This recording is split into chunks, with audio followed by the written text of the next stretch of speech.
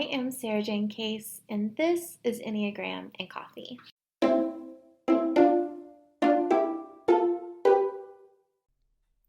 Happy Q&A Wednesday. Welcome back to the podcast. Today we are answering a question sent in about neurodiversity and the Enneagram. But first, today's rosebud and thorn. So my rose is that I'm mid-launch for Brave Collective, which is my online community all about creating the balance between self-care and productivity. And I'm opening it up to new founding members. There's going to be more on that in a second, but it's a really exciting time for me because I love this program. I have been working really hard on the new curriculum, and I just cannot wait for people to dive into it. My bud is that I'm doing something special every day this week in my celebration of my birthday week. So from Tuesday to Tuesday of the week, I'm just kind of treating myself to something a little bit special.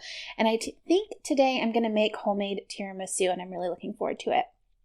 My thorn is that I have these beautiful fresh flowers that my husband got from me, and we kind of keep them on the kitchen table all the time. I don't know if you guys know secrets to fresh flowers. Please tag me on Instagram or message me and let me know because I just feel like they die so fast. And then when flowers start to die, it gets real gross real fast. So we're in the I really need to toss these before it gets too gross phase of my fresh flower moment, but I love them and I just don't want to let them go. All right, so real quick before we dive into the episode, I wanted to let you know about the launch of Brave Collective and really give you my spiel for those of you who might be interested, all right? So here is my Brave Collective spiel for you. What if I told you there was a step-by-step system that shows you how to find the perfect balance between productivity and self-care so that you don't feel guilty for how you spend your time? Would you be in? What if I also told you that it takes your Enneagram type and personal circumstances into account so that it's not just one-size-fits-all advice, but an actual system that you can use to make sustainable change in your habits? I'm creating a brand new system for self-care and time management, and we're starting this month. I've opened up 25 new founding member spots. It's in my community, the Brave Collective. It's a year-long program dedicated to finding that perfect balance between self-care and productivity. It includes the new curriculum, a robust workshop library, monthly Brave Kits. The monthly Brave Kits include daily journaling prompts, weekly thought exercises, moon rituals, meditations, and bucket lists. There's monthly group calls via Zoom. I do weekly office hours where you can ask me any and all life, work, and the pursuit of balance questions in Marco Polo. And we have a members-only Facebook group for connecting with other Brave Collective members there, and so much more. I'm rewriting the curriculum to walk you step by step through the process of creating that work-life balance that so many crave. So whether you are overworked and underpaid, or you're feeling really stressed out and you need to create more self-care, or maybe you're really good at self-care and you're having a harder time getting things done. Either way, this is for you. It's all about bringing things back to the center and finding a rhythm that works for both.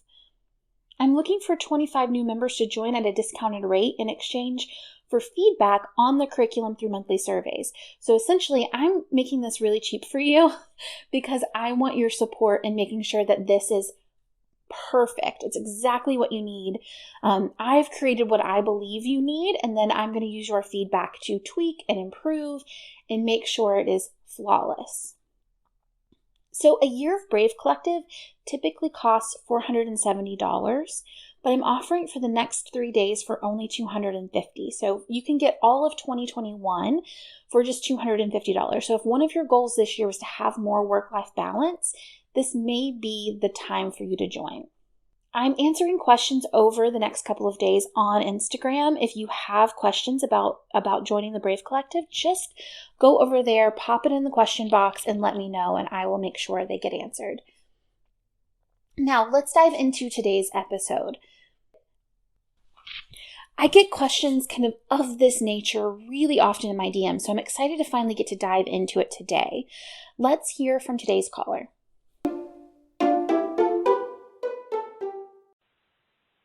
Hi, Sarajane. My name is Laura. My question for you today is I'm wanting to know more about the Enneagram and neurodiversity. I think that's been something that I've been learning about more in the past couple of years. Personally, I have recently typed myself as a type 5, and I've also recently self-diagnosed with autism, and I'm on the journey to get an official diagnosis for that. But even if I don't meet the diagnostic criteria, I still identify as having a non-typical neurotype. To me, I feel like my type 5 and my neurodiversity, there's a lot of overlap there and kind of dovetailing. But I also realize that people of all different neurotypes can be all different kinds of numbers and vice versa. So I'm wondering if there's any literature out there about that, and if not, what your thoughts are. Thank you. I love your podcast. Okay, so I'm going to try my best to organize my thoughts on this, but we're going to see how it goes.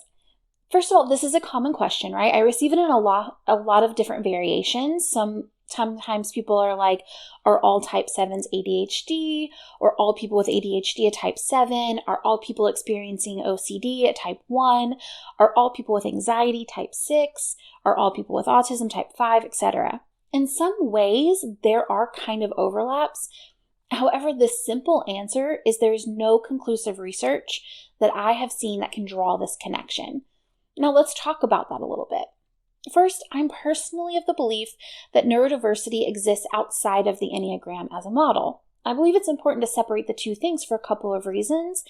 First, our neurodiversity requires its own honoring and its own process.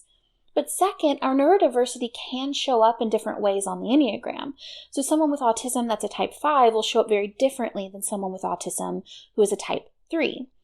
There isn't a ton of work done around this topic from what I've found, and the closest statement that I can find on the topic is really from Helen Palmer on addictions, not on neurodiversity. But it's in the type 2 chapter of her book, Enneagram in Love and Work, as she answers the question, are all type 2s codependent?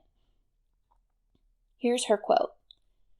Are type 2s codependent is a commonly asked question. It would seem that codependency is a major factor in their character.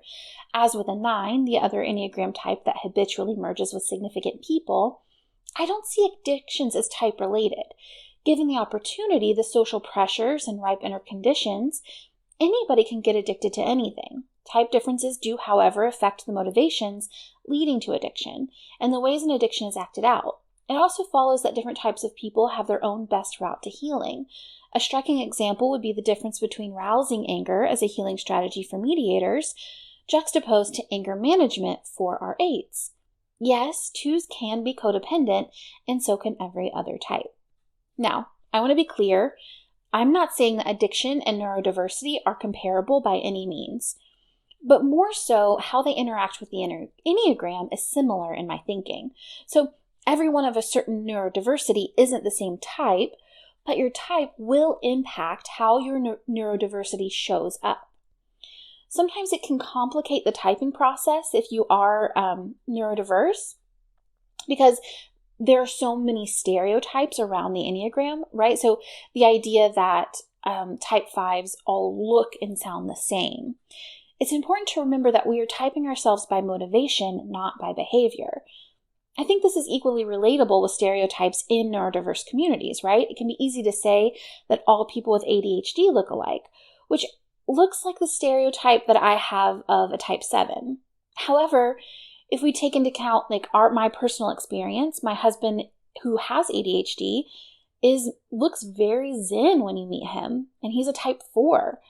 And that doesn't really line up with the ADHD stereotype. And then I'm a type 7 who's actually very focused and doesn't have ADHD and doesn't line up with the type 7 stereotype. So these stereotypes are likely the reason that we can draw connections between or can attempt to draw connections between neurodiversity and the Enneagram. However, I would really discourage this because it does simplify both our neurodiversities and our Enneagram type. So kind of to reiterate and wrap up this idea, I would say it's not something I can confidently say is directly connected. However, they are likely correlated, meaning they impact one another. Anxiety is a good example. We can all be anxious, but it's what we're anxious about that would distinguish our Enneagram type. It goes back to that worldview, the 9 distinct ways we feel as though we have to show up in the world in order to be okay. That will show up in a varied amount of ways depending on if we are neurotypical or neurodiverse, just like our neurodiversity is going to show up differently if we're a type 7 versus a type 3.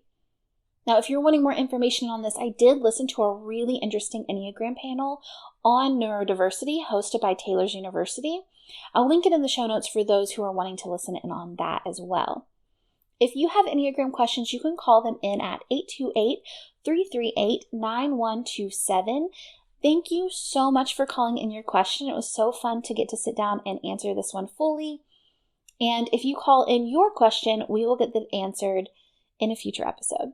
As always, thank you guys for being here. I am so honored to create this content for you. If you are enjoying the podcast, a really great way to give back is simply to just take a moment and leave a 5-star rating and review on iTunes. It's how we get the podcast out to new listeners. All right, I will see you tomorrow in a new episode.